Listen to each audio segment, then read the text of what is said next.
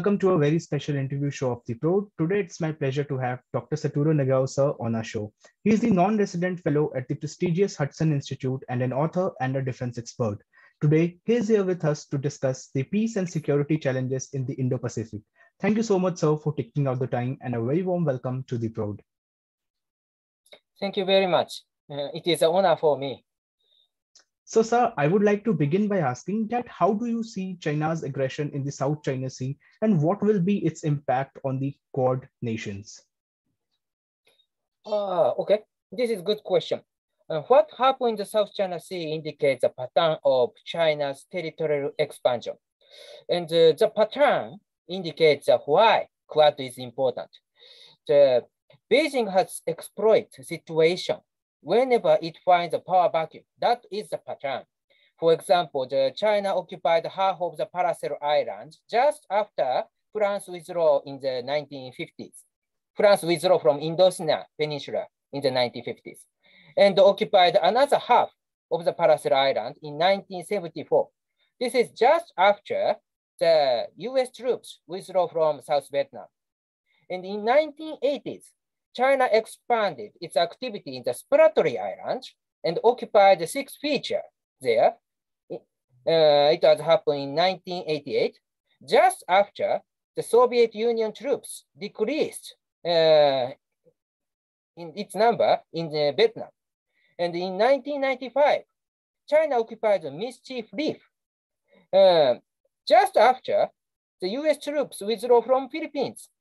So these activities indicate that China tends to expand its territorial reach when military balance changed and power vacuum are detected. So how to maintain the military balance will be the matter. That is the reason we need to remember how important the Quad. But for a long time, US military power maintained military balance with China.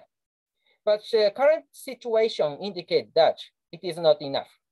According to the think tank in Sweden, the name is SIPRI, the Stockholm International Peace Research Institute.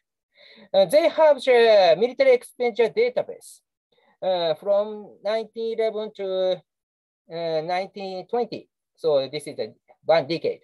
China increased its military expenditure by 76%. During the same period, the US decreased 10%. India increased military expenditure by 34%. Japan increased 2.4%. Australia increased 33%. That is the current reality. So if the US try to maintain the military balance with China, of course, the US spent 3 times bigger military expenditure still, but the US need to deal with many problems in the world. So US alone is not the answer to maintain military balance. That's the case China is catching up. So that is the reason we try to create new system. New system is different with the past. This means from hub and spoke system to the network system I call. If possible, can I share the slide to explain this? Sure.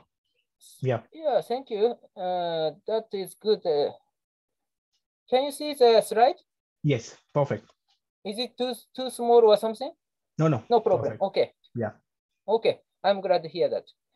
Left side and right side, there are the two systems you can see. First one is hub and spoke system, left one. This is based on the bilateral alliance with the United States. The US Japan, US Australia, US Philippines, US Thailand, US South Korea. This is we call hub and spoke system. Under this system, this system rely on the US military power alone because the US can get all of the information, Japan's information, Australia's information, South Korea's information, Thailand information, Philippines information. But because lack of the cooperation between Japan and Australia, Japan, South Korea, Australia, South Korea, or Japan, Thailand, Japan, Philippines, these US allies cannot get a big picture. Only US can get the big picture. So this system heavily relies on the United States. But for a long time, this system maintained the military balance in the Indo-Pacific. That is the reason when the US-China power balance has changed, this system itself faced a crisis. So currently, in the Indo-Pacific, the US push one new system, which is a network-based system, network-based security system. The right side is this system. In this system, under this system, the US allies or US partners cooperate each other and share the burden with the United States. So, for example, one of the network is India, Japan, and Australia. Yes. These three countries cooperate each other, but this cooperation do not include the United States. Even if under such kind of situation, this system is useful for the United States because maintaining military balance do not create a power vacuum and deter the China's aggressiveness. So, as a part of this system, Quad is very important. Quad is a group of the great powers in the Indo-Pacific, except China. So under this new network-based system, Quad is a key part. Yeah. And if, I want to say one more thing to explain this, because this is a research, a little long explanation. What can the Quad do to dissuade China's territorial expansion? Indeed, if Quad countries coordinate well, Quad can force China to defend multiple fronts at once. For example, China would need to stimulously make the defense expenditure against the US, against Japan, or on the Pacific side, as well as against India in the Indo-China border area or Indian Ocean. So this sort of the cooperation would provide a way to maintain a military balance, even if China's military expenditure were rising at a rapid pace. So that is the reason Quad is important. And that's the answer of the first question. A little long, maybe you are waiting, so I should stop it. Thank you. Okay, I should finish to share this slide.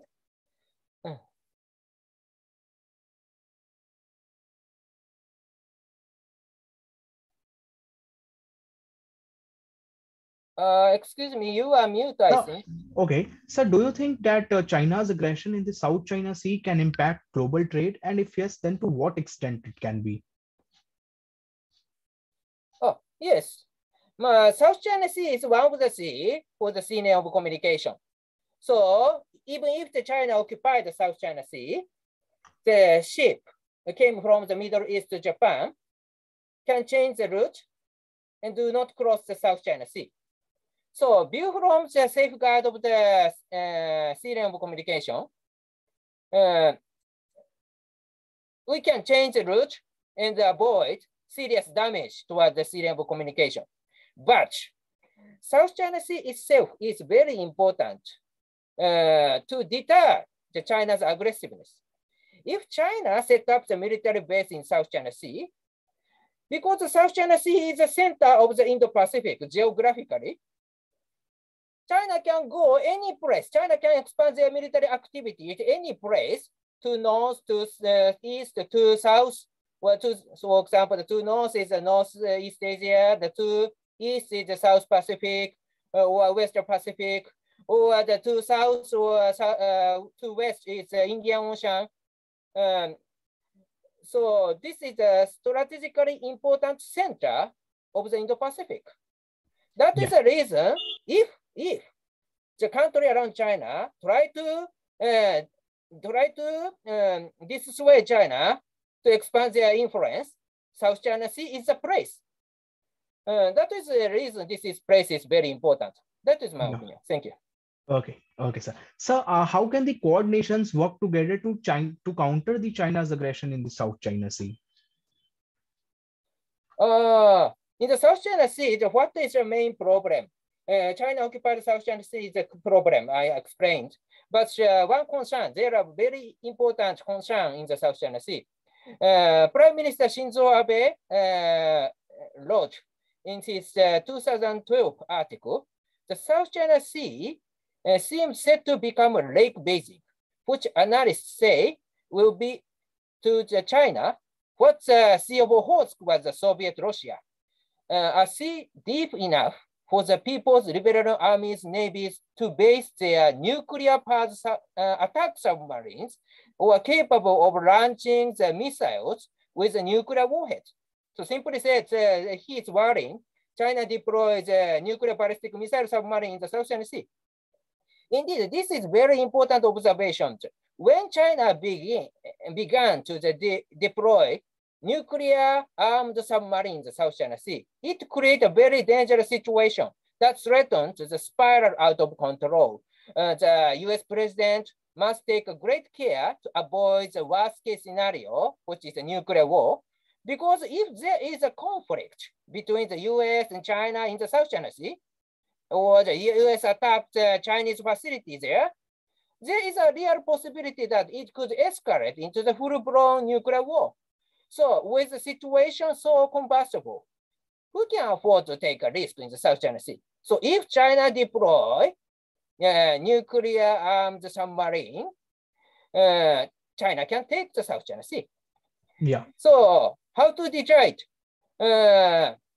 It is not deterrence if the American submarine or other country submarine are stationed alongside the Chinese submarine and say hello. So solution is that we should deploy the naval ship, planes to detect the Chinese submarine in this place.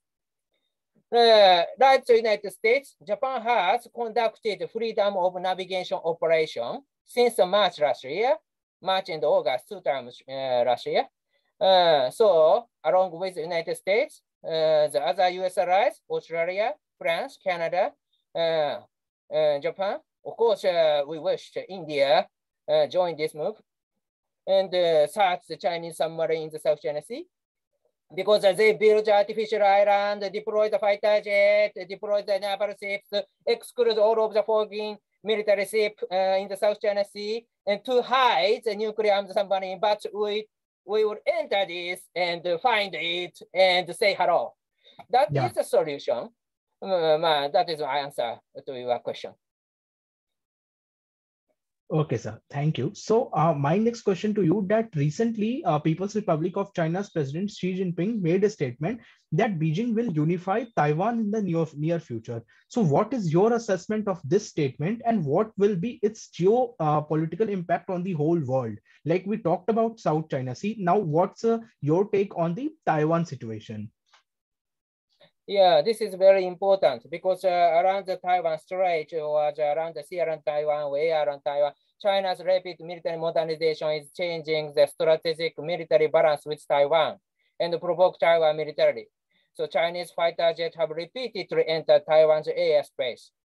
So US Indo-Pacific commander, that time, the Admiral Philip Davidson, the one that China could invade Taiwan within 6 years in 2021, March that time. So it will happen by the 2027. It could happen, he said. So, but view from the so why China want to attack Taiwan? Maybe we need to analyze first their motivation. China think the Taiwan is internal problem. We do not think so, but they believe so. So that is the reason to integrate their country, they need Taiwan. That is one of the very big motivation for China to do it. And at the same time, more practical reason. There is another practical reason. Indeed, the core core area of the Chinese development recently is the coastal cities of the China's mainland, like Beijing, Shanghai, Hong Kong, something like that. So to protect these cities, what should China do? China want to build a wall, defense line in front of these cities, include Taiwan. We call this is the first island chain. If I can share, maybe I will share this one slide again.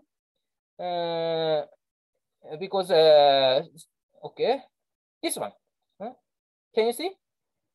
Yeah, this one is map of this region. And you can see where is the first island chain, where is the second island chain. First island chain started from Japan, southwest islands of Japan, and Taiwan, the Philippines, and the South China Sea. So this is first island chain. This is a line in front of the coastal cities. So China want to defend their cities. To defend their cities, they try to expand their military activities. But without Taiwan, they cannot defend their cities. View from the country around China, if we maintain the Taiwan in our side, we have the strong card to deal with China. China is provoking us, but still we have the card. This is Taiwan. And if China want to expand their influence to the east or other area, if they occupy the Taiwan, they can expand. All of the naval ships go to the Pacific side, run just side of Taiwan, north and south. So geographically, Taiwan is very important, both of us. For China, of course, and for us, same. That is the reason China want to take Taiwan. So and this is a very important part of the US-China competition. So if China want to take some part of the Taiwan or take all of the Taiwan, what is the method? There are three scenarios. First scenario is, of course, occupy mainland of Taiwan. Another scenario is occupy one part of Taiwan, like Kinmen Island or the Itsu Upper Island or the Pratas Island. These are small islands around the mainland of Taiwan. But these islands are more vulnerable compared with the mainland of Taiwan. So if China takes this one, this will be the very big impact, but more easy way for China to do it. And the third one is containing or blockade the Taiwan mainland by using the missile exercises or naval blockade, something like that. So, and in this case, China is building a fortress in the South China Sea with a nuclear armed submarine I explained. If China builds a similar one in the East China Sea, Taiwan will be isolated from north and south. So if China will build such kind of force or China expands the military activity Pacific side of Taiwan and isolate Taiwan, it will be one kind of the blockade. So under such kind of situations, China want to change the mind of the Taiwanese and to integrate Taiwan as a part of China. So that is one kind of the problem, one kind of scenario, what kind of scenario China will take. And so how to decide will be matter. Firstly, we need to maintain the American side, the military presence inside of between the first island chain and China. Simply said, East China Sea and South China Sea.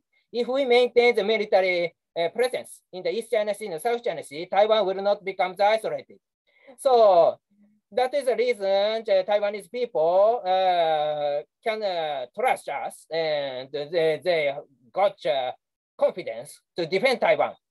So that is it. We must maintain the military presence. But China's weapons has developing very fast. The range of the missile is extending. So East China Sea and South China Sea is vulnerable. for the U.S. naval base, U.S. Navy ship maintain the presence in this China Sea, but China can attack these ships anytime by using missiles. Number of the missiles has increased. So under such kind of situation, what should we do? We need to increase the missiles. That is the reason that currently Japan and the United States talk as a 2+2 or other chances, using the other chances to talk about how to defend Taiwan. And in this case, how to deploy the long-range missile in the southwest island of Japan is the key. Because if we deploy the missiles in the southwest island of Taiwan, we can maintain, if China try to push the US naval ship or Japan naval ship to outside of the first island chain, we can push back them because we can deploy the many missiles in the southwestern island, and the range of the missile is covered East China Sea or some part of the mainland of China. So that is the reason we need to deploy the missiles more in the southwestern island of Japan, and we need to extend the range of the missiles. And under the cover of these missiles, the U.S. naval ship and Japan's naval ship push back the China's naval ship in the East China Sea. And in the South China Sea, I have already explained how to maintain the military balance and to prevent China's deployment of the nuclear armed submarine. So we need to maintain our naval presence or our military presence, including air, including land. So in the East China Sea and South China Sea, that is the solution to deter China's invasion toward Taiwan. Yeah, right, sir. Yeah. So, sir, how can India and Japan work together to counter the expansion plans of People's Republic of China? So how to deter the China's provocation related to how to maintain the military balance or how and not create a power vacuum. I have already explained as the answer of the first question. So as a fixed matter, what should we do? It will be the matter. There are three methods, I think. For example, we should focusing on the linkage of the Indo-China border area and the East China Sea. Indeed, still, I'm sharing my slide, so I show another slide. Indeed, India and Japan share the same problem. For example, the first one, this is the number of Chinese vessels identified within the contiguous zone in the water surrounding the Senkaku Island of Japan, so East China Sea. And the second one is number of China's incursion in the Indo-China border area. So that is the reason I overlap two figures. That is this chart. Look at this. The China's move in the Indo-China border area, or China's move in the East China Sea, around the sea around Senkaku Island.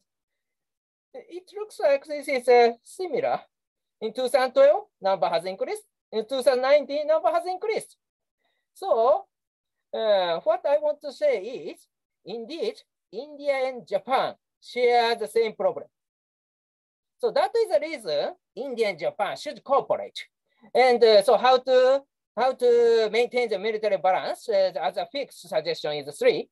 We should not forget linkage of the Indo-China border area in the East China Sea. For example, if India cooperate with Japan and the US, of course, India will not need to deal with all the Chinese fighter jets and missiles at once because China is likely to keep some of their fighter jets or missiles in its east side against Japan and vice versa. And China's defense budget, military expenditure is also divided among its east front against Japan and its southern front against India. So that is first suggestion. And secondly, if India has the will and the capabilities, US, Japan, and Australia also will be able to release themselves from the heavy burden to safeguard security in the Indian Ocean and can deploy more military force in the East China Sea and South China Sea to maintain military balance. That is second one. And third one is India and Japan can collaborate to support Southeast Asian countries around the South China Sea because they need to beef up their defense with trustworthy partner that provide military support. But simply said, this is Southeastern front for China. So India and Japan should collaborate each other to support these countries more effectively. That is one kind of solution. And if India and Japan cooperate each other, that is one solution. So time is limited, but should I explain a little fix to do this? Maybe more detail I can explain, but okay. Should I? Yeah, sure. Okay, I'll continue. So for example, indeed, Ministry of Defense of India and Ministry of Defense of Japan has already started a joint development project. Of course, this is the first one, the only one now, but unmanned ground vehicles we are developing. Unmanned ground vehicle is very good equipment because to deal with problem in the Indo-China border area. And because the Indo-China border area is mountainous and very cold, especially in the winter. So, but unmanned vehicle can work to detect China's incursion. So this kind of the project is very effective. Then we should expand this joint development armed equipment. And infrastructure is also key. In the Indo-China border area, why China deploys a big military force, despite their Tibet region, which is a very mountainous region, because their infrastructure is developed well. So India needs infrastructure. In this case, Japan can support it. And in the northeast India, indeed, that has really started. Of course, this infrastructure project do not include Arunachal Pradesh. But even if this infrastructure project hasn't conducted in the Arunachal Pradesh, other area of the northeast region, Japan has already invested in India's project in the northeast India. And when the Indian Army need to go the border areas through the Arunachal Pradesh, they can use this infrastructure. So this kind of the infrastructure cooperation is useful to maintain military balance in the Indo-China border area. And now the new area is emerging.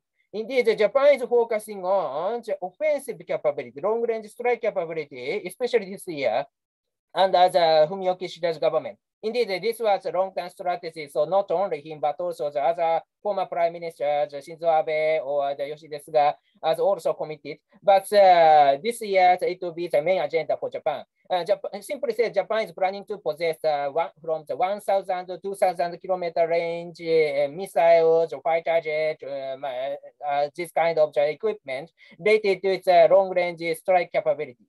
And indeed, this is not a move only for Japan. Indeed, Australia decided to possess a long-range strike capability in 2020. And indeed, India is developing many missiles, including the BrahMos, Shaurya, Nirbai, HSTDV, which is hypersonic. Few moments back, we got the news that India has tested the supersonic BrahMos missile as well.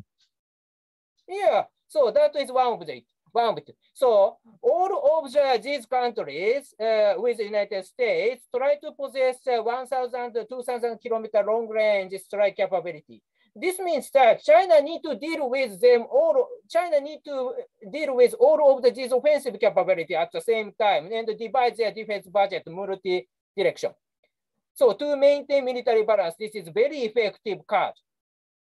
So how to deter China's provocation, how to maintain the military balance. This offensive capability is very important key. So this is collaborative move. And at the same time, in the Indian Ocean, of course, indeed, Japan has a long record of the anti-submarine capabilities. And if India needs, indeed, the two countries have already started to share the know-how, the anti-submarine capabilities in the Indian Ocean. That is in the Indian Ocean, this is useful too. And at the same time, infrastructure project, India and Japan has already conducted in the in the Indian Ocean region. Of course, because there in the past there was a very good example when the Bangladesh want to build a port in the, around Chittagong. China suggests Bangladesh Sonadia port project, but as a counter project, Japan suggests Matabari port project, and Bangladesh checks the details. After that, Bangladesh decides to accept the Matabari port project instead of the Sonadia port project. So if there is a counter project, we can stop the China's project, infrastructure project to create a depot and to control the recipient. So that is the reason India and Japan should collaborate in the infrastructure project in the Indian Ocean region. And another support is, of course, how to support Southeast Asia. For example, of course, Vietnam cooperate with both India and Japan, and we should collaborate. For example, Japan create communication system or airport, and India train the fighter jet pilot, etc. This is a collaborative move. If possible, if the India Japan collaborate, it will really happen, I think. And at the same time, India's Andaman Nicobar Island, which is a gate to the Southeast Asia, and Japan is supporting the infrastructure project in the Andaman Nicobar Island of the India. Of course, India also support Indonesia, or India support other Indian Ocean region countries in the Indian Ocean region, the Comoros, Mauritius, maybe Seychelles, many countries have accepted India's support in this region. The Bangladesh also accepts support from India. So, but in this case, India and Japan can collaborate to support these countries because India has the know-how in the information and Japan has the technology or money or skill. So we can collaborate. So in the Southeast Asia and the Indian Ocean and in the China border area, we can cooperate. And in the East, even if the East China Sea, indeed, India helped Japan in the past. In 2011, Japan felt a great earthquake, and the Japanese self-defense force need to concentrate the rescuing mission. But at the same time, the Japan is worrying the China's provocation in the sea around Senkaku or East China Sea. That time, the US and India conducted Malabar exercises, the sea near the southwest island of Japan, between Japan and China. Of course, this is a Malabar exercise scheduled before the earthquake, but US and India conducted as planned. Japan cannot join that time because Japan concentrates the rescue mission. But because of this kind of move, conducting the US, India, Malabar exercise in the East China Sea deterred China's provocation against Japan. So this is a collaboration, fixed answer, and that has really happened. Yeah, that is the answer. Thank you. Yes. Okay. So I would like to conclude by asking that what does the recent Japan-Australian defense agreement have to signal it to the world, and what will be its geopolitical impact on China? Okay. I have already explained the networked security system developed from the hub and spoke system, or changed from the hub and spoke system. In this system, the network-based system rely on the cooperation between US allies or US partners, and both Japan, and Australia are US allies. But in the past, these two countries did not cooperate each other. Both countries rely on the United States only. So that is the reason this is new move. Japan start to find a new ally, which is Australia. Of course, for Japan, India is very important. But at the same time, Australia is also a good friend for Japan now. And Australia and Japan signed reciprocal access agreement this time. And indeed, between Japan and Australia, there are many agreements already concluded. GSOMIA, the General Security or Military Information Agreement to share the sensitive military information, or the AXAD, Acquisition and Cross Service Agreement to share the military supplies. So now we agreed one more agreement, which is RA, the Reciprocal Access Agreement. Maybe Australian soldiers stay in Japan, commit crime, how to deal with it. If of course, vice versa. So under such kind of situation, what should we do? It's decided by this agreement. So that is the reason that this agreement promotes cooperation as a ally. And indeed, for a long time, the major country hasn't signed 3D-based alliance. So now is the age of the coalition of willing. So, but if there is such agreement, it is more easier to move jointly. So this is one kind of the new type of alliance, or new type of the, or one kind of the coalition of willing. And as a part of the network-based security system, this is very important. So now the Quad, AUKUS, or this Japan-Australia cooperation, or Five Eyes, many military cooperation we can see. But as a culmination of these agreements, we try to create network-based security system in the Indo-Pacific to maintain the military balance with China, to deter China's propagation. So that is the reason this is important. Okay. Thank you so much, sir, for sharing these wonderful insights. I'm damn sure that all the Quad nations will come together more strongly and will counter China in, and their expansion plans. Thank you so much for joining. It was really an honor speaking to you.